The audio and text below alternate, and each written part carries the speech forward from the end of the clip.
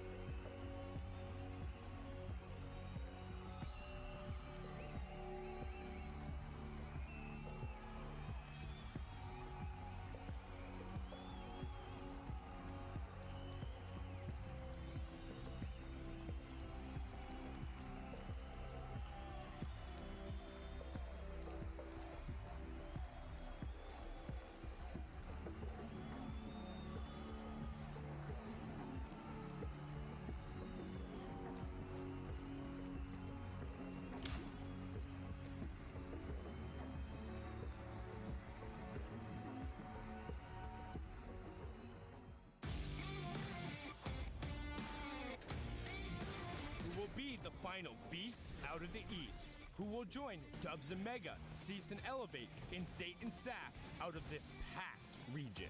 Ghost Demo and Bizzle have come so close, with just a single Shadow Bomb rotation being the difference between their trip to the final as a duo or not so far. Can they clutch up in the final week and put their high execution style strategy to work? And the question everyone wants answered. Can Tfue and Cloaksy or Ninja and Reverse make it to the Fortnite World Cup final? Both have come so incredibly close in different duo weeks, and both have the eyes of everyone in the Fortnite and gaming world on them. Will these Titans move on, or will someone else rise above them in the final moments?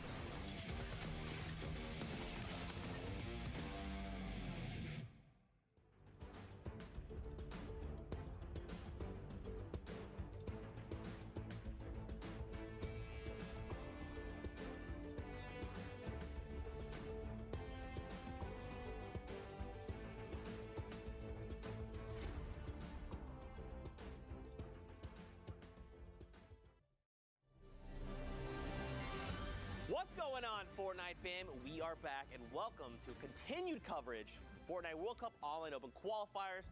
We're hanging out with our best friend Sundown, who's getting that real deep. Very proud of you there. Anyway, Fortnite fam, welcome. Let's go ahead and refresh your memory. All right, and we know we've been gone for a little while. All right, so let's get the memory going. All right, we'll start with the schedule. Don't forget, Oceania and Asia have already concluded. Europe as well is done. We're hopping into NA East games in here in just a moment, and we'll wrap the day later on with NA West. Don't forget, we also pushed everything back 1 hour, so that's why those times might look a little new.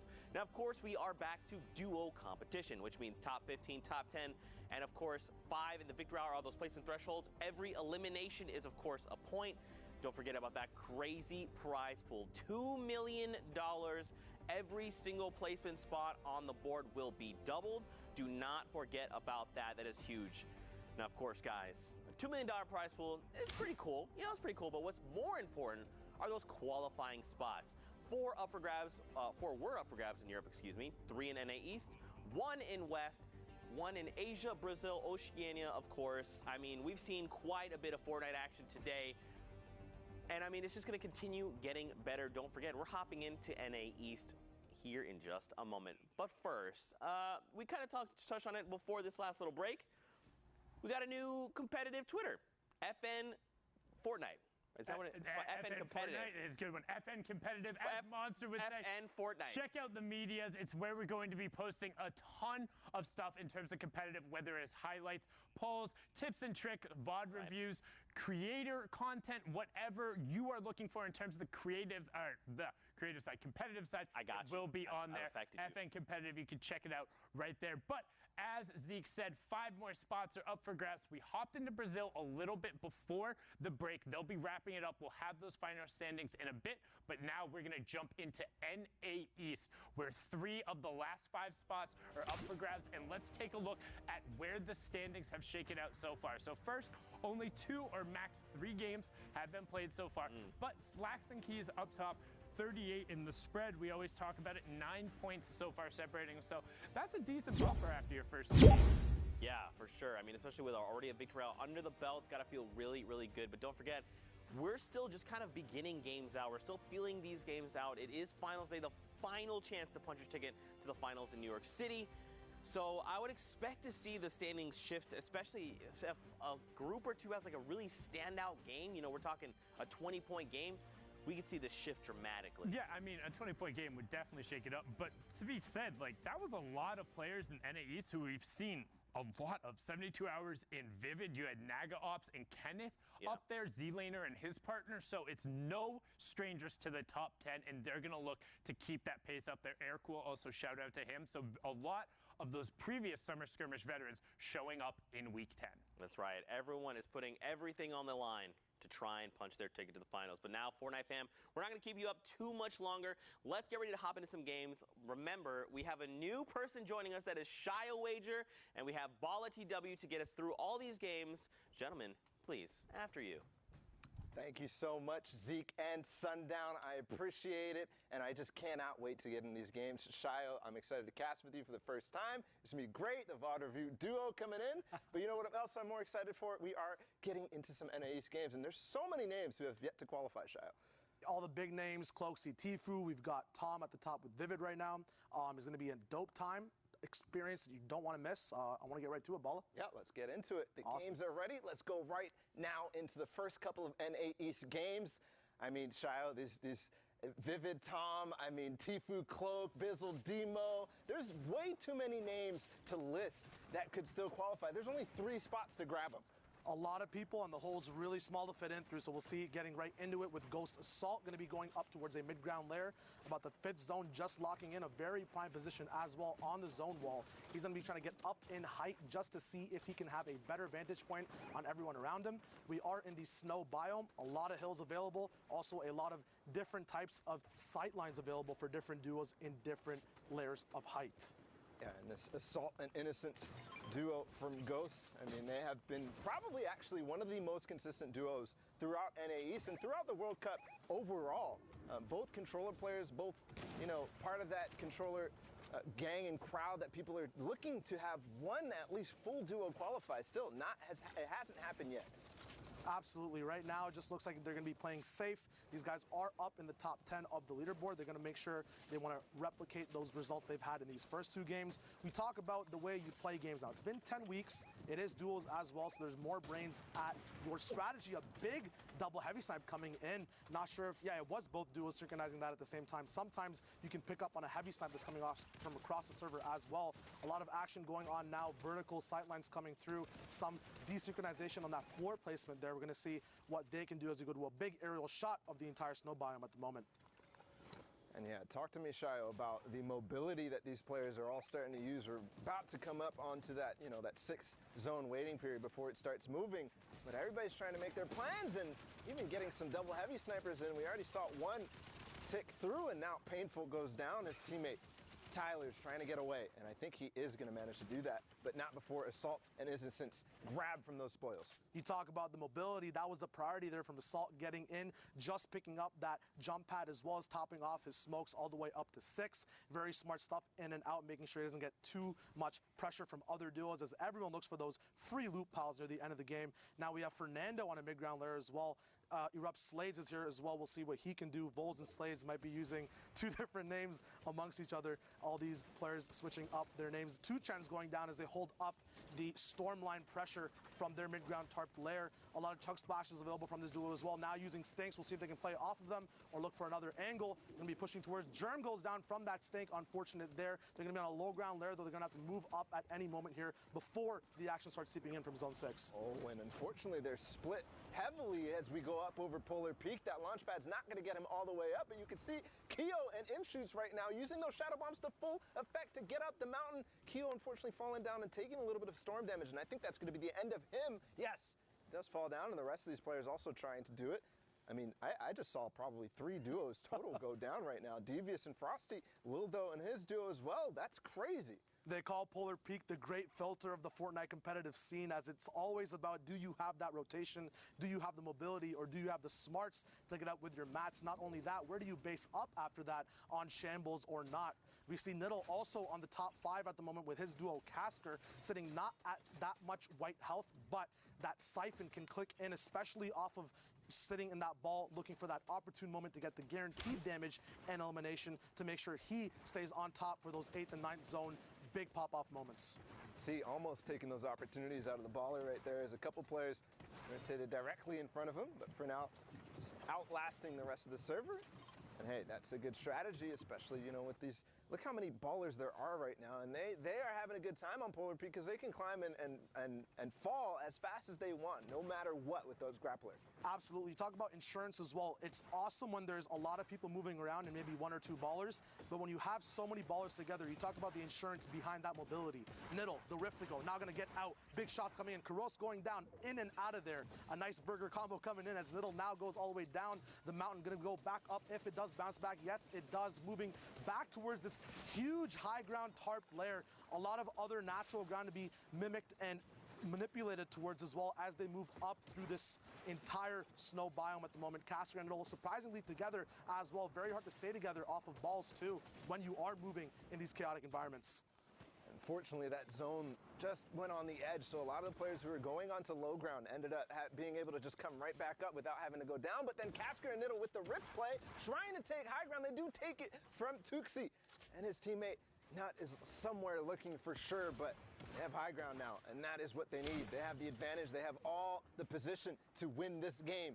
This is all part of the game plan. This is Niddle's consistent strategy. It's always near zone 7 or 8 where he goes for that last-minute high ground take and then just starts to trickle down. We see that in international regions. Brazil does it really well.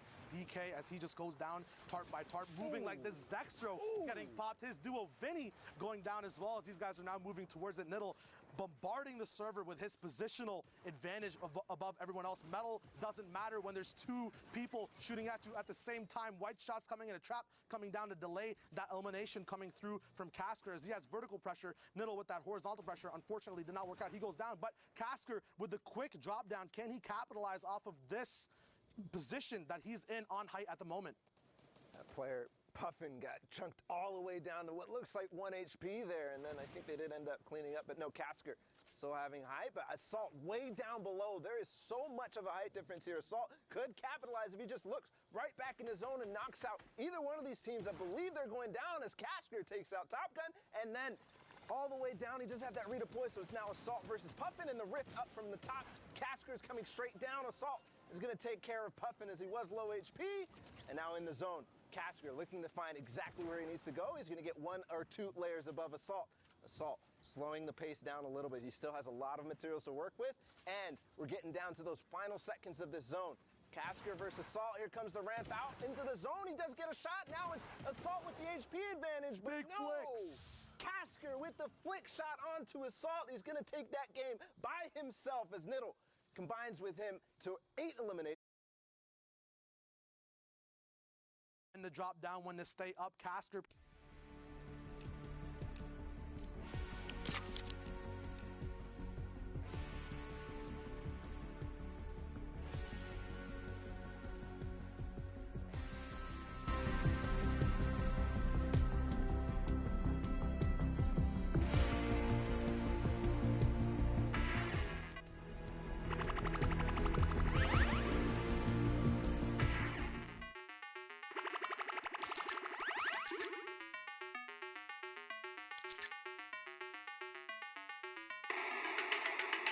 he's gonna go for that blue, but It's not enough dynamic building. In a bad position, he gets beamed down, but the pressure's still coming in from Tim as he bobs down on metal tarps with his dual Wildcat. These guys are going to be showing everyone else that, hey, even though I stream Fortnite for fun a lot of the time throughout the day and make dope content, I can hang out with the big dogs as well and pop off when the moment's right. Hey, they were both at that Pro-Am, and here they're perfectly executing a pinch as they get shot a little bit, but I think they still have it. Yes, Wildcat's going to take down that player, and Tim's going to get the finish. Doing that classic animal aspect, right wall, left wall, showdown there on that other duo that they just cleaned up in record time. Not sure where the other individual is, but it's just big pop-off moments. So maybe they learned something at the Pro-Am, right? Absolutely. In that high-pressure, high-stakes situation, they played on that stage that a lot of these players are vying and fighting to get on at the end of July. Absolutely. Talk about high pressure. Now we're on high ground where the pressure is very different, as this is the moment where you have to capitalize, make sure you get as many eliminations and pick up your points where you can. Because it's not only about winning games, you have to be dynamic enough to pick up on advantages, get those elim points, get a nice 50-50 split on what you're doing. You can't just be complacent and play these games bopping and Ghost is lost. Up top shooting at, oh, never mind. Can they get that beam off the sky? Yes, they do, as he comes rocketing down to the ground, landing below. We'll see who picks up that loot in just a second. One smoke grenade left for Ghost, so not that much insurance as we talked about before, but we'll see if he can make his position. It is the best one on the server, right behind where the storm is going to be rotating to, and we'll see if he can pop off from that moment as well.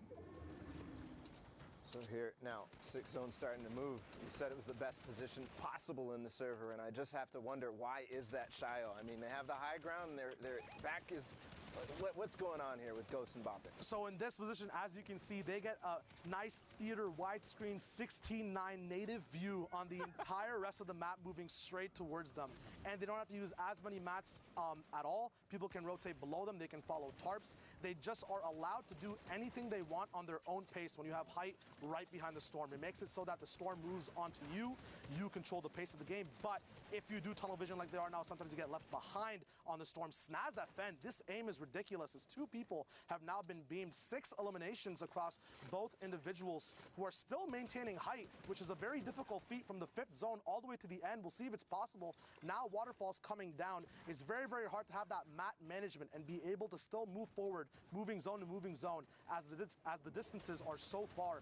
At this moment, though, we see them utilizing just 1 tarped layers. Hold her hand getting knocked by Ghost. Swervo on the low ground as well, doing a lot of work, seeing if he can survive and get up top. As you look at this big view of the map moving forward, all metal. And Wildcat's still up in this game, so he's, pushing towards those placement points and earning them as we speak right now. Moving closer to that top 10, Boppin and Ghost up on high ground. We've seen them time and time again find these opportunities, find these picks. Not going to find that one, just barely, as he escapes from below him. Right now, again, tarping. Being efficient with their materials. They're still lasting a little bit longer, but each time they get knocked out, they get reset. They have to refresh and figure out what they want to do. Not a single one of their eliminations they have gotten the spoils from, the materials to refresh up on. Absolutely. I feel relaxed looking at this right now. It looks like these guys are just low effort aiming. The server is just moving towards them because their position is just so good. A lot of connects coming in as well. There's going to be a mountain that people have to move up on. Boppin instantly seeing that and moves up.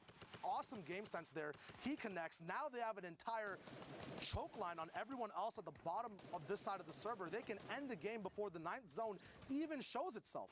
And I love what they're doing here. You talked about Boppin getting that mountain, getting the connection here, but Ghost is just staying down below. He knows the conditions of the server. He knows it's running dry on players, so they're making sure that they maximize all of the eliminations they can get, all the potential they can get out of the server. And I think they're going to clean up here, Shio, as they take out one more in cam, one more player for them to find.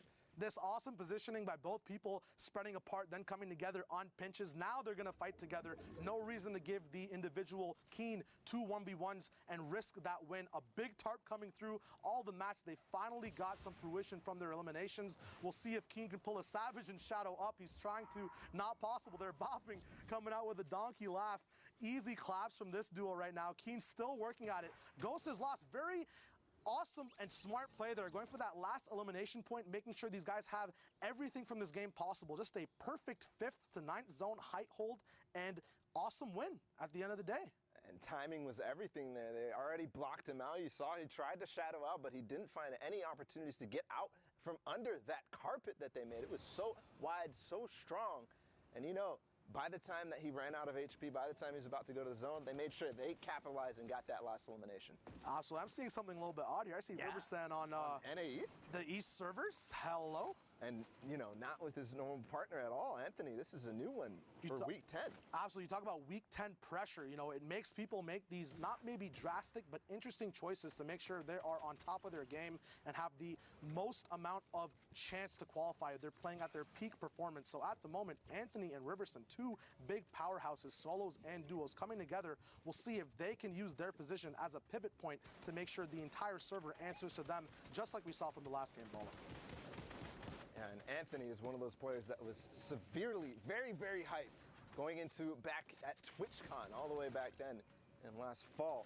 It's almost a year now since then. That's pretty crazy to think about. His partner Joseph splitting up now and, you know, going with Riversun here, and Riversun obviously possibly moving to the East Coast for this. Absolutely. Or playing on that West Ping regardless. Big beams coming in as we talk about playing offer utility. Bolt Glace going down to this insane Munch Wombo combo. We talk about positioning as well as Anthony stays up top, letting Riverson stay in the fray of the fight, but providing support as well from just one level above. And they have that pyramid and floor edit as well. It's going to be impossible for those individuals who just went down to do anything for defense. But, you know, Riverson looked as the role model of the West community. A lot of people learn a lot from watching his VODs and his streams. We'll see what he can do on East. Right now, it's still perfect stuff. Maybe he switched up for his ping as well. But if he is playing on 60, it looks really good. Looks good indeed. Now moving on to another duo that definitely looks good. It's Commandment and High Sky. Commandment obviously qualifying in the first week of solos. But not yet qualifying in duos. This partner High Sky right here. I also saw in the background Snood and Thwifo, who had a very, very great performance in week 8. And Snood, one of those guys who, you know, was just barely making it week after week after week. So last opportunity here. You have that rift to go. That's going to get them very far in this game. Yeah, they actually choose, I think, to take the jump pad instead. It might have been an enemy rift. High Sky being the one who also had a very, very awesome Blackheart performance. We'll see if he can replicate that in this moment as well. First place. Yeah, first place. It was amazing. Bot reviewed that, learned. We'll see if that reload might come in the way of the beam. It does. Unfortunately, no damage going down as he's in brick. Has the rift and smokes as well, as Commandment now gets up with his bandages. A big shot coming off on Warrior. That's a lot of good stuff earned by High Sky there. And you have to actually notice and take note of how he actually pulled out his rift. He was like, let's go, I'm ready for this. But then starting to, you know, realize exactly what needs to go on. Commandment gets beamed down, but he waited that last extra second to get that elimination. But thankfully for Commandment, at 1 HP, Shio, he does have the minis and the bandages to recover it. After week 6, people understood that white health is something you have to prioritize so much, especially with the storm flip coming in throughout this whole week. It was that white health as for patterns when you practice and then you play again. He's very thankful for that right now, Commandment, because he has those white HPs somehow finding each other in the same box after smokes. It's so hard to locate a good path to move around in, but now Commandment looking for anything to capitalize on. Big beams coming down, 272. The entire blue shield gets broken from that low ground commando skin. Fami finally going down to the storm actually after that beam. We'll see if these guys can smoke again, stick together. Balls everywhere as well. They're going to be dropping down to the low ground. This is the best option for people trying to stick together, but the riskiest after it's done, because you have to now make an entire new development of your own layer, your own boxes to get enough pressure to capitalize on through the rest of the game. Now Commandment going down to low ground here with High Sky. I'm curious what's in High Sky's inventory, because we haven't seen them swap any sort of heals or anything like that yet. But Commandment did get that siphon from the player who went down to zone, but hold on. Splode's coming in from the side. They back up together. Now Shadow's going in again. So, Shio, you've VOD reviewed all these situations many, many times. Look what happened here to Commandment. Playing low ground in these situations end up being so risky, but also potentially rewarding as he picks up one more elimination. The biggest thing about this zone at the moment is that although people hate on them, balls are still available, making it so that there's not too many builds blocking Commandment from coming back up from that low ground. We talk about low, let's switch over to high. Riverson up top with Anthony, once again doing the rain dance, all the bullets falling down below. Frey, Snood, and Dwifo are actually going to be the ones to get the front of that force from up top. Riverson dropping down, taking a little bit of fall damage, needs a siphon elimination here as he does not have any white heals at the moment. A surprise box opening is now going to be realized at where the pressure is coming from Riverson. We'll see if he can dynamically switch between these mat layers to get a nice vantage point or a surprise shot off on anyone, but there are so many hard mats at this point. Everyone's adapted on the rotation meta, the tunneling meta, when to have wood out, when to use brick and metal, and it's going to be so hard, especially with attack AR, to beam through these builds. You see him trying to open up the sightlines, trying to break through and create any sort of gap where he can find an opportunity. And it does get a little bit of a shield tag, but still nothing yet. As you talked about, the hard mats being so useful for these players down on low ground. Now getting up close and personal, that's Dwifo who goes down, so Snood now left on his lonesome.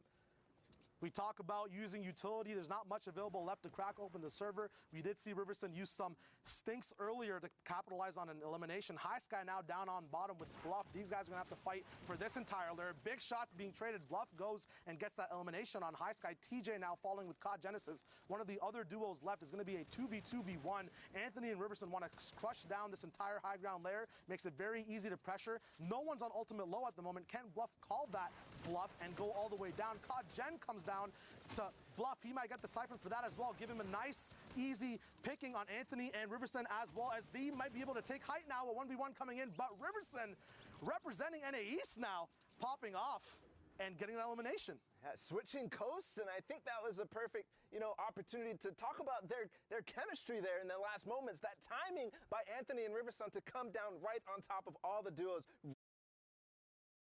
in each other, all of them trading shots together, and then they just come in and clean up. That's all they needed to do. Absolutely, just stick on the same page, not one person building and one person shooting, two shots coming in, and a nice 1